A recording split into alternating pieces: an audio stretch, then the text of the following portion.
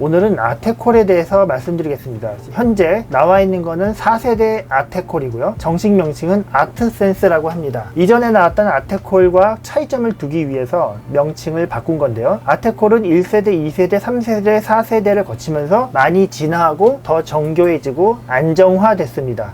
그리고 더욱 안전해졌습니다. 아트센스 입자를 보면은 한마디로 말하면 되게 영롱하다고 할까요? 이렇게 진주가 반짝이는 것처럼 반짝이는 보석 같은 느낌이 납니다. 그리고 입자가 굉장히 매끈하고 균일하고 어쨌든 보면 되게 예쁘다는 생각이 드는데요. 아테콜 입자를 더 자세하게 보시면 이런 식으로 이렇게 반짝반짝 빛이 납니다. 표면이 그만큼 매끈하다는 거죠. 좀 더 확대를 해보면은 아테콜 입자가 이렇게 동그랗게 있는 것을 알 수 있습니다. 그래서 아테콜은 이렇게 생각하시면 됩니다. 영구적인 어떤 실리콘 같은 덩어리를 휙 넣는 게 아니라 그 아주 작은 알갱이들 있잖아요. 아까 보셨던 거. 이런 것들을 우리 피부에다가 이렇게 딱 던져서 임플란트 해준다고 보시면 됩니다. 굉장히 안전한 피부 임플란트 알갱이들을 우리 피부에다가 넣어주는 거고요. 그러므로 인해서 안정적으로 조직과 결합이 되면서 융합이 됩니다. 그래서 4세대 아테콜은 자가 조직으로 변하는 유일한 살아있는 임플란트 필러다. 여기 논문 자료가 있는데 2017년도 논문인데요. 중국에서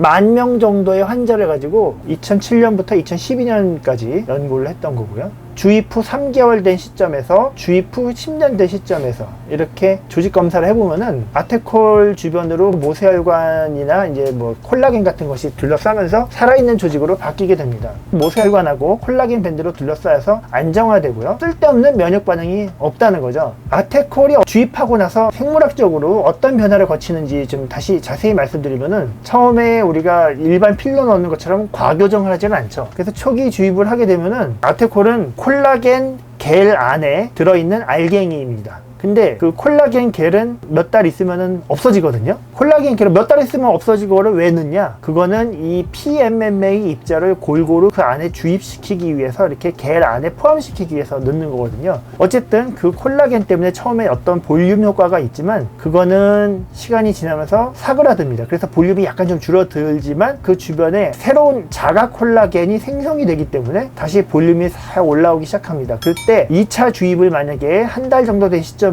다시 해주게 되면은 효과가 더 많이 유지가 된다는 거죠. 근데 그러면은 한 달 후에 조금 더 넣으면 좋다 이렇게 얘기를 하고 있는 거지만은 저 같은 경우는 보통 6개월까지 기다렸다가 넣어도 괜찮다고 말씀을 드리거든요. 그거는 왜 그러냐면은 아예 콜라겐이 다 생성된 이후에 넣어도 상관이 없습니다. 그 다음에 이제 여러 가지 논문 자료를 통해서 안전하다는 걸 검증이 됐죠. 그래서 성대 결절에도 놓고 뭐 유두 제거 뭐 여러 가지 목적으로 쓰고요. 저희는 여드름 흉터에 특히 많이 쓰고 있거든요. 그래서 3세대 PMMA를 활용한 제품의 제조 공정은 2006년 이 사람이 당시 기존 제품의 제조사를 떠난 이후로 변경되지 않았지만 4세대의 순도하고 생체 적합성은 지속적으로 향상했고 현재 진화했다고 합니다. 그 다음에 콜라겐 자체는 캐리어죠. PMMA를 전달하기 위해서 하는 건데 좋은 콜라겐을 써야지 여러가지 이물 반응이나 쓸데없는 부작용이 안 생기는데 광우병 안전국인 호주산의 6개월 미만 의료용 송아지 콜라겐만 사용한다고 합니다. 그 다음에 이제 그 콜라겐 자체를 다시 자세히 보면은 콜라겐에서 알러지 반응을 일으키는 펩타이드의 마지막 부분을 잘라내서 순도가 높은 그 콜라겐만 사용을 하기 때문에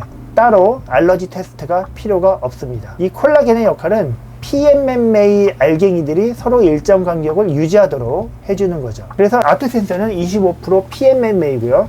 완전한 구형에 가깝고 분일순물이 없는 4세대 PMMA입니다. 그래서 입자 표면이 굉장히 고르게 되어 있고요. 또 자기들끼리 어떤 정전기 반응 이런 게 거의 없다고 합니다. 그래서 염증 발생 확률을 많이 줄여줬다고 하죠. 네, 그래서 1세대는 여기 보시면 입자 표면에 좀 약간 거칠고 이물질도 있고 그래가지고 이제 이게 많이 문제를 일으켰던 거고요. 2세대 아테콜은 좀 나아지긴 했는데 뭔가 그래도 이물 반응 같은 게 좀 있었다고 합니다. 그 다음에 3세대부터는 정전기를 띠지 않고 표면이 많이 매끈해졌고 4세대는 더욱 좋아졌습니다.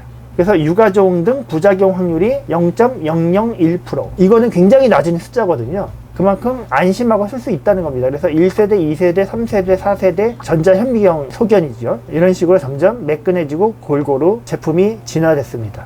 그 다음에 또 다른 논문 자료 여기 소개해드리면은 378명 이 환자들을 대상으로 아테콜과 레스틸렌, 그다음에 실리콘 이런 것들을 비교를 한 논문이거든요. 근데 아무래도 코 수술보다도 훨씬 더 안전하다는 거고요. 아테콜은 126명을 갖고 했는데 감염된 케이스가 하나도 없었고 유가족이나 혈관 확정이 없었다. 하지만 일반 필러는 오히려 노즐이나 감염 뭐 이런 케이스들이 있었다는 거죠. 물론 그 자체는 높은 숫자는 아니죠. 그 다음에 이거는 레스틸렌으로 한 그룹은 코 높이가 오래 유지 안 되고 훅 꺼졌지만은 아테콜은 굉장히 오래 유지됐다는 것을 보여주는 그래프입니다. 지속력 비교 실험도 굉장히 오래 유지가 되고 안정적으로 간다는 거고요. 실제로 제가 이제 맞아보고 환자한테 놔보면은 붓기도 그렇게 심하지 않고 실제로 부작용이 거의 없습니다. 자, 그래서 아테콜을 맞고 바로 출근이 가능하고요. 그 다음에 일반 필러를 맞고 얼마 정도 후에 아테콜을 맞을 수 있냐면은 히알루론산 필러 맞은 다음에 이거 아테콜을 맞을 수가 있는데 볼륨의 오차가 있을 수 있기 때문에 보통 6개월 이후에 필러가 좀 많이 꺼진 다음에 하는 것이 좋죠. 자, 그 다음에 이제 아테콜을 취급하거나 시술하는 병원이 많은가요? 라는 질문을 가끔 하시는 분들이 있는데요. 아테콜은 취급하는 병원이 많지 않습니다. 왜냐면은 이거는 필러 중에서도 하이엔드급에 해당되기 때문에 자기가 자신이 있는 의사만 이걸 하거든요. 저도 한 17년 전인가 처음 필러 강의를 들을 때 이런 아테콜처럼 반영구 필러를 강의하시는 선생님을 보면서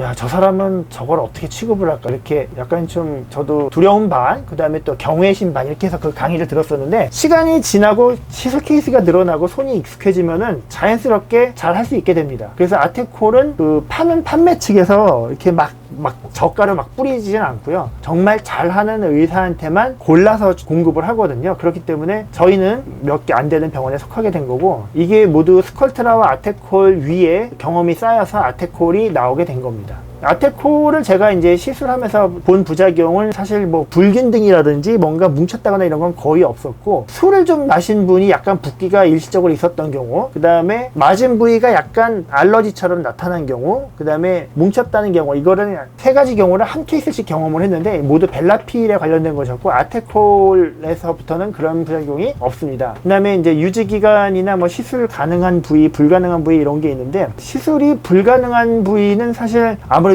너무 피부가 얇은 부위는 대부분의 이런 어떤 콜라겐 유도 필러를 하지 못하게 하거든요. 스컬트라도 그렇고 엘란세도 그렇고 이 눈꺼풀이나 눈 바로 밑, 뭐 입술 이런 데는 하지 말라고 하는데 저희는 눈꺼풀에 있는 흉터에도 났었고 그 다음에 눈 밑이나 이게 뭐 입술 근처에 있는 아주 얕은 흉터에도 많이 났는데 전혀 문제가 없고 효과가 좋습니다. 그 다음에 시술 후 주의사항은 일반 필러 주의사항하고 같습니다. 다만 얘는 이게 따로 마사지를 하실 필요는 없습니다. 하지만 주입한 부위가 너무 이렇게 날카롭게 눌리지 않게끔 해주시면 되고 다만 얘는 좀 강력한 콜라겐 생성작용이 있기 때문에 한 달 정도는 술을 안 드시는 것이 좋습니다. 그리고 이제 흉터에 제일 좋은 거는 역시 아테콜이 맞습니다. 왜냐면은 이제 흉터라는 거는 공간이 협소하고 이미 유착이 있기 때문에 거기다가 너무 시술을 여러 번 하게 되면은 아무리 부드러운 필러라도 시술 여러 번 하게 되면은 유착이 생기거든요. 그러면은 유착된 부위가 또 유착이 되면 아예 떡지고 들러붙기 때문에 추가 시술이 어렵습니다. 근데 얘는 들어가서 거기서 자기가 콜라겐으로 살짝 부풀기 때문에 그리고 한두 번만 시술 받으면 되기 때문에 이게 가장 좋다고 할 수 있죠. 시술비는 많이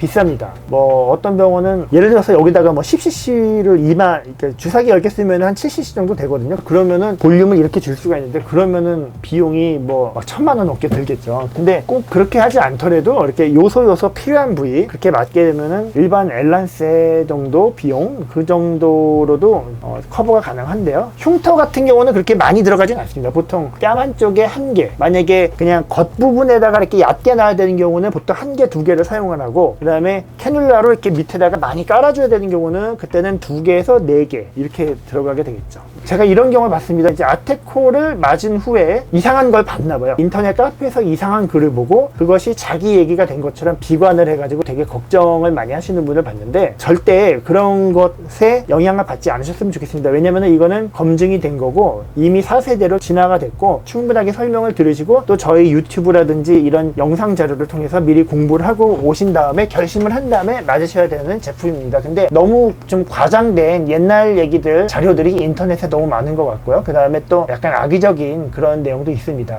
그렇기 때문에 이거를 시술하는 의사를 통으로 매도하는 경우도 있는데 식약청 인증을 받고 그 다음에 또 저도 다 맞아보고 안전하기 때문에 여러분들한테 권해드리는 제품이기 때문에 여러 가지 오해들은 이제 접으셨으면 좋겠습니다. 앞으로 이제 아테콜 관련된 더 좋은 영상들을 올려드리도록 하겠습니다. 감사합니다.